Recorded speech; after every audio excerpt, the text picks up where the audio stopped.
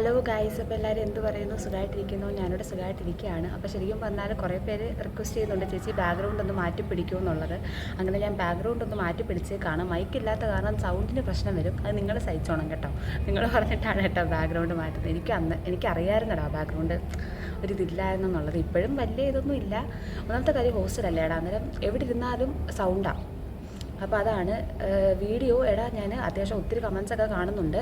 Reply തരാത്തതെന്ന് വെച്ച് കഴിഞ്ഞാൽ കുറച്ച് വയ്യാതെ ആയിപ്പോയി, കുറച്ച് ഫിസിക്കൽ ഇഷ്യൂസൊക്കെ ഉണ്ടായിരുന്നു.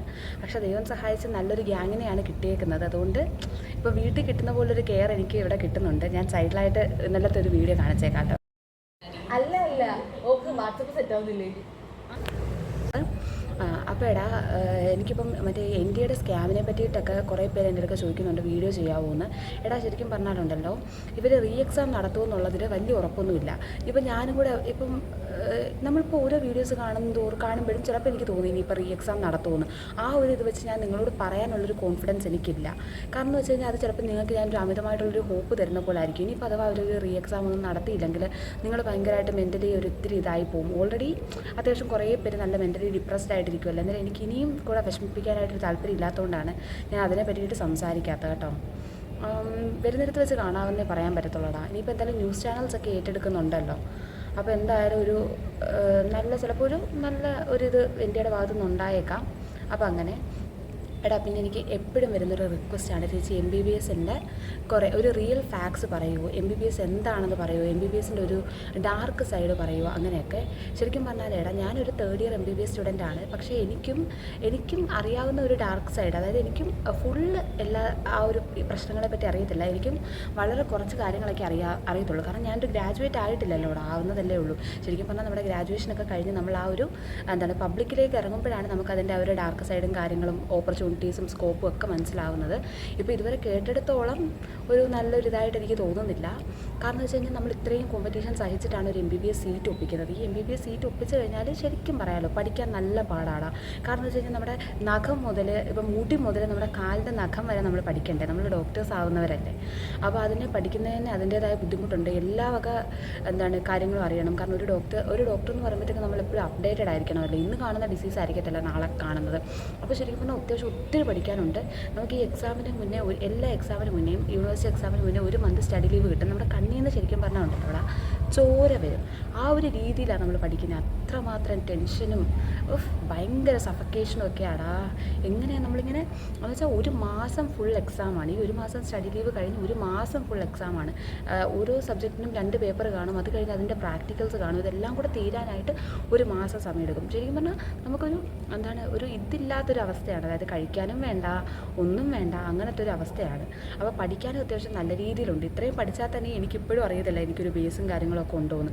കാരണം എന്ന് വെച്ച് കഴിഞ്ഞാൽ നമുക്കൊരു മനുഷ്യനെ കൊണ്ട് ഇത്രയും കവർ ചെയ്ത് തീർക്കാൻ പറ്റത്തില്ല. അപ്പോൾ നമ്മൾ ശരിക്കും പാസ്സാവാൻ വേണ്ടിയിട്ടുള്ള കാര്യങ്ങളാണ് ഭൂരിഭാഗം പേര് പഠിക്കുന്നത്. എന്നാൽ പോലും അതായത് പാസ്സാവാൻ പഠിക്കണമെങ്കിൽ നമ്മളൊരു 90% വേണ്ടിയിട്ട് പഠിച്ചാൽ മാത്രമേ പാസ്സെങ്കിലും ആവത്തുള്ളൂ. അപ്പോൾ അങ്ങനെ ഇപ്പം നമുക്കിതാ ഇവിടെ എക്സാം നടക്കുകയാണ്. അത്യാവശ്യം എങ്ങനെയൊക്കെ പഠിച്ചാലും കുറേയൊക്കെ പോവാറുണ്ടോ, കുറേ പേർക്ക് പോകുന്നുണ്ട്. അപ്പോൾ പഠിക്കാൻ അത്യാവശ്യം നല്ല രീതിയിൽ ടഫാണ്. പഠിത്തത്തിൻ്റെ കാര്യമാണ് പറഞ്ഞത്. എന്നിട്ട് പിന്നെ ഇപ്പം നമ്മൾ HS ഒക്കെ ആയി നമ്മളിപ്പോൾ എന്തൊക്കെ പറഞ്ഞാലും ഉണ്ടല്ലോടാ, നമ്മളിപ്പോൾ അത്യാവശ്യം കുറച്ച് പേഷ്യൻസൊക്കെ കുറവുള്ള ഹോസ്പിറ്റലാണെങ്കിൽ ഇതെന്ന് വെച്ച് കഴിഞ്ഞാൽ നല്ല പ്രാക്ടിക്കൽ നോളജ് വേണ്ടുന്നൊരു ഫീൽഡല്ലേടാ. അപ്പോൾ നമ്മൾ ഇപ്പോൾ ജസ്റ്റ് തിയറി അതെങ്ങനെയാണ് എന്ന് പഠിച്ചാലും നമ്മൾ പേഷ്യൻസിനെ കണ്ടാലേ നമുക്ക് ശരിക്കും പറഞ്ഞാൽ കൂടുതലായിട്ട് പഠിക്കാൻ പറ്റത്തുള്ളൂ. അപ്പം ഭൂരിഭാഗം പേരും കുറേയധികം ആളുകളും HS ഒക്കെ കഴിഞ്ഞ് നമ്മൾ ഇവിടുന്ന് ഗ്രാജുവേറ്റ് ആയിട്ട് ഇറങ്ങിയിട്ട് 1 വർഷം ഒരു ജനറൽ പ്രാക്ടീഷണറായിട്ട് വേറെ ഏതെങ്കിലും ഹോസ്പിറ്റലിൽ ഏതെങ്കിലും നല്ല ഡോക്ടേഴ്സിൻ്റെ താഴെ പ്രാക്ടീസ് ചെയ്യാറുണ്ട്. അതെന്ന് വെച്ചാൽ നമുക്കൊരു ജനറലായിട്ടുള്ളൊരു നോളജ് കിട്ടാനാണ്. ഇപ്പം സപ്പോസ് ഇപ്പോൾ ഞാൻ ചെന്ന് ഒരു ഒഫ്താൽമോളജി എടുത്തെന്ന് വെച്ചോ, PG, അതായത് ഡയറക്റ്റായിട്ട് MBBS കഴിഞ്ഞ് എൻട്രൻസ് എഴുതി കിട്ടിയ ഒരു PG ഒഫ്താൽമോളജി എടുത്തെന്ന് വെച്ചോ, എനിക്ക് പിന്നെ ആ ഒരു ഒഫ്താൽമോളജി ആ ഒരു ഡിപ്പാർട്ട്മെൻറ്റിൽ മാത്രമേ ഒരു അറിവ് കാണത്തുള്ളൂ. അപ്പോൾ അതിന് വേണ്ടിയിട്ടാണ് നമ്മൾ ഈ 1 കൊല്ലം ജനറൽ പ്രാക്ടീഷണറായിട്ടൊക്കെ പോകാൻ വേണ്ടിയിട്ട് ഞങ്ങളുടെ HS ചേച്ചിമാരായാലും നമ്മളെ അഡ്വൈസ് ചെയ്യുന്നുണ്ട്. കാരണം നമുക്ക് നമ്മുടെ ഫുൾ ബോഡിയെ പറ്റി ഒരു നോളജ് വരാൻ വേണ്ടിയിട്ടാണ്. അപ്പോൾ അങ്ങനെ നിങ്ങൾ അന്നേരം ഒന്ന് ഏജ് കാൽക്കുലേറ്റ് ചെയ്ത് നോക്കണം. ഞാനെന്ന് പറയുന്നത് എനിക്കിപ്പോൾ 22 ഇയേഴ്സാണ് കേട്ടോ. എൻ്റെ 17th നവംബറാണ് കേട്ടോ എൻ്റെ ബർത്ത്ഡേ വരുന്നത്. അപ്പോൾ ഞാനിപ്പോൾ 22 റണ്ണിങ് ആണ്. അപ്പോൾ ഞാൻ എന്തായാലും ഒരു ഊഹം വെച്ച് 26-നും 27-നും ഇടയ്ക്കായിരിക്കും പാസ് ഔട്ട് ആവുന്നത്. പാസ് ഔട്ട് ആയിട്ട് ഒരു വർഷം ഒരു ജനറൽ പ്രാക്ടീഷണറായിട്ട് പോയി കഴിഞ്ഞാൽ തന്നെ എത്രയാണ് 27.5 അല്ലെങ്കിൽ 28 ആവും. അത് കഴിഞ്ഞിട്ട് ഫസ്റ്റ് ടൈം, അതായത് നമ്മൾ PG എന്തായാലും PGക്ക് നല്ല രീതിയിൽ പ്രിപ്പയർ ചെയ്യണം. ഫസ്റ്റ് അറ്റംപ്റ്റിലൊന്നും ഇപ്പോൾ ആർക്കും കിട്ടുന്നില്ല. കാരണം നിങ്ങൾക്ക് അറിയാമല്ലോ ഇവിടെ, കാരണം ഇത്രയും കോമ്പറ്റീഷൻ, അതായത് ഇത്രയും കോമ്പീറ്റ് ചെയ്തിട്ട് ഇപ്പോഴത്തെ ഒരു ഇത് വെച്ച് നിങ്ങൾ നോക്കിയാൽ 650 അല്ലെങ്കിൽ 670 എബോ ഉള്ളവർക്കല്ലേ MBBS കിട്ടുന്നുള്ളൂ. അപ്പോൾ നിങ്ങളൊന്ന് ആലോചിച്ച് നോക്കുക, അത്രയും കോമ്പീറ്റ് ചെയ്ത് വരുന്ന ഡോക്ടേഴ്സിൻ്റെ കൂടെ പിന്നെ ഒന്നും കൂടെ കോമ്പീറ്റ് ചെയ്തിട്ടാണ് നമ്മൾ PGക്ക് ഒരു സീറ്റ് ഒപ്പിക്കുന്നത്. അപ്പോൾ അത് എന്ത് ലെവൽ കോമ്പറ്റീഷനാണെന്ന് നിങ്ങൾ ആലോചിക്കും. പ്രൈവറ്റ് ഹോസ്പിറ്റലിൽ പോലും PG ഇല്ലാത്ത ഡോക്ടേഴ്സിനെ ഇപ്പോൾ ആർക്കും വേണ്ട. അപ്പം നമുക്ക് അതിൻ്റേതായ ബുദ്ധിമുട്ടുകളുണ്ട്. ഇങ്ങനെയൊക്കെ ഒരു PG സീറ്റൊക്കെ ഒപ്പിച്ച് ഇനിയിപ്പോൾ അഥവാ ഞാനൊരു ജനറൽ പ്രാക്ടീഷണറായിട്ട് ഒരു വർഷം കൂടെ റിപ്പീറ്റ് ചെയ്ത്, ചിലപ്പോൾ ഒരു വർഷം കൊണ്ട് കിട്ടിയില്ല 2 വർഷം കൊണ്ടൊക്കെ റിപ്പീറ്റ് ചെയ്ത് 2 വർഷത്തെ 3 വർഷത്തെ PG ഒക്കെ കഴിഞ്ഞ് വരുമ്പോഴത്തേക്കും 30-31 വയസ്സാവത്തില്ലേടാ, ഒന്ന് ആലോചിച്ച് നോക്ക്. അപ്പം ഞാനാണെങ്കിൽ MBBS ഏജും തമ്മിലൊരു ബന്ധമില്ല എന്നൊക്കെ പറയുവാണെങ്കിലും എന്ന് വെച്ച് കഴിഞ്ഞാൽ അത് ശരിക്കും വലിയ ബന്ധമൊന്നുമില്ല. പക്ഷെ നമ്മൾ കുറച്ച് എന്നുവെച്ചാൽ നമ്മുടെ ഇപ്പോൾ എൻ്റെ പ്രായത്തിലുള്ളവരെന്ന് പറയുമ്പോഴത്തേക്ക് എൻ്റെ ഫ്രണ്ട്സ്, അതായത് എൻ്റെ കൂടെ സ്കൂൾ ടൈമിൽ പഠിച്ച ഫ്രണ്ട്സൊക്കെ ഇപ്പോൾ PG കഴിഞ്ഞ് ഇറങ്ങി. PG ഒന്നുകിൽ സെക്കൻഡ് ഇയർ PG അല്ലെങ്കിൽ PG കഴിഞ്ഞ് ഇറങ്ങിയവരാണ്. അപ്പോൾ ഒന്ന് ആലോചിച്ച് നോക്ക്, അവരൊക്കെ ഇപ്പോൾ 1-2 കൊല്ലത്തിനുള്ളിൽ അവരൊക്കെ സെറ്റിലാവും. ഞാനെന്ന് പറയുന്ന ഒരു വ്യക്തി സെറ്റിലാവാൻ ഇനി എത്ര നാൾ കിടക്കുന്നു?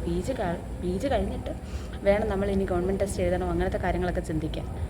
മനുഷ്യരല്ലേടാ, PGയുടെ കൂടെ തന്നെ ഗവൺമെൻറ് ടെസ്റ്റും ഒക്കെ എഴുതിയെടുക്കുന്നതൊക്കെ എന്ത് ടഫായിട്ടുള്ള ടാസ്ക്കാണ്. അപ്പോൾ അങ്ങനത്തെ ബുദ്ധിമുട്ടുകളൊക്കെ ഉണ്ട്.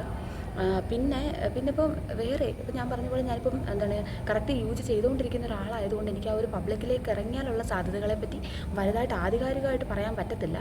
എന്നാലും കുറച്ച് കാര്യങ്ങളൊക്കെ പറയാം. അതായത് കുറച്ച് ദിവസത്തിന് മുന്നേ ഞാൻ എൻ്റെ ഒരു ഫ്രണ്ടിൻ്റെ വീട്ടിൽ പോയിട്ടുണ്ടായിരുന്നു. ഞങ്ങളൊരു മാരേജ് ഫംഗ്ഷൻ കഴിഞ്ഞിട്ട് അവളുടെ വീട്ടിൽ പോയി സ്റ്റേ ചെയ്തിട്ടുണ്ടായിരുന്നു. അവളുടെ അച്ഛനൊരു അനസ്തേഷ്യ ഡോക്ടറാണ്. അപ്പോൾ സാറ് പറഞ്ഞ കുറച്ച് കാര്യങ്ങളുണ്ട്. എന്ന് വെച്ച് കഴിഞ്ഞാൽ സാറ് പ്രൈവറ്റ് സെക്ടറിലാണ്, പ്രൈവറ്റ് ഹോസ്പിറ്റലിലാണ് വർക്ക് ചെയ്യുന്നത്.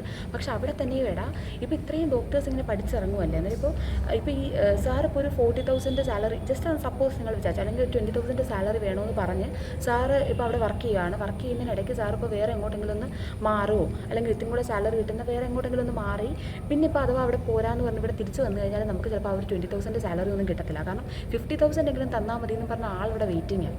മനസ്സിലായോ? നമ്മളിപ്പോൾ ഒന്ന് ഒഴിഞ്ഞു മാറാനായിട്ട് ഇരിക്കുവാണ് ആളുകൾ ഇങ്ങനെ തള്ളി കയറാനായിട്ട്. കാരണം അത്രമാത്രം കോമ്പറ്റീഷനുള്ളൊരു ഇതാണ്. അപ്പോൾ നിങ്ങളൊന്ന് ആലോചിച്ച് നോക്കുക, ഇപ്പോൾ MBBSന് ഈ ഒരു ലെവൽ കാര്യങ്ങളൊക്കെ ആണെങ്കിൽ BDSനും അതിൻ്റെ BDSന് ഏകദേശം സെയിം ലെവൽ ഓഫ് കോമ്പറ്റീഷനാണ്. കാരണം രണ്ടും അലോപ്പതിയൊക്കെ തന്നെ അല്ലേടാ. പിന്നെ അതിൻ്റെ താഴോട്ടുള്ളതിനും അതുപോലുള്ള ഇതാണ്. പിന്നെ അലോപ്പതി എന്ന് പറയുന്നത് മോഡേൺ മെഡിസിൻ ആയതുകൊണ്ട് ഇത്തിരി കൂടെ സ്കോപ്പുണ്ട്. താഴോട്ട് പോകുന്തോറും എനിക്ക് അപ്പോൾ അങ്ങനെ ഒരു കോഴ്സിനെ നമുക്കങ്ങനെ അധിക്ഷേപിക്കാനായിട്ട് പറ്റത്തില്ലല്ലോടാ.